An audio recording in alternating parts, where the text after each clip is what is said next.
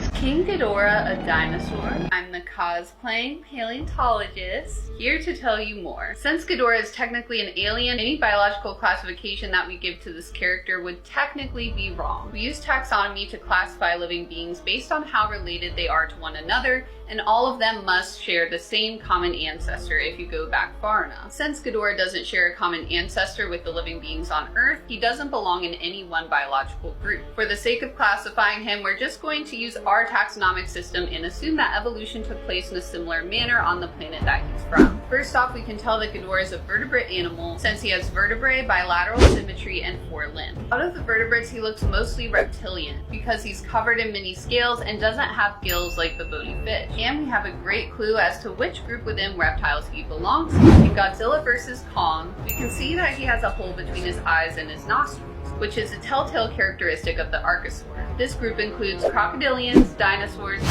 pterosaurs. Now this is where the classification gets really weird. We can rule out crocodilia because he has legs that are under his body instead of sprawled out to the side. I was tempted to call him a pterosaur, but his wings are not very similar to those of pterosaurs. Pterosaurs have 3 fingers on their hands, and then a 4th finger that holds up the membrane of its wings. So the only archosaur that Ghidorah could be is a dinosaur. Ghidorah has the skull of a carnivorous dinosaur, and the 3-toed feet of a theropod dinosaur. But which theropod dinosaur had wings? Birds, of course, but his wings are not really like that of an avian dinosaur, and instead they are very much bat-like with 4 fingers.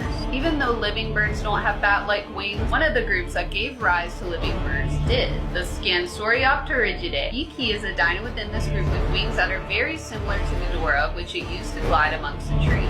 While Ghidorah is not a perfect match to any member of this family, this is the group that I would classify him into. You might be wondering why I haven't talked about Ghidorah's 3 heads and 2 tails. While it's true that no animal species possesses these traits, there are individual animals that do. Animals born with axial bifurcation. This is a birth defect that causes an animal to be born with additional heads and or tails. There's even a fossil of a Hyphalosaurus with this defect that had 2 heads. We've never been able to see another member of Ghidorah's species, so we can't tell whether this is a defect that only he has or whether this is a mutation present in all members of his species. This could also explain the 3 finger-like projections at the base of his wings as a deformed hand caused by axial bifurcation. Which kaiju should I talk about next?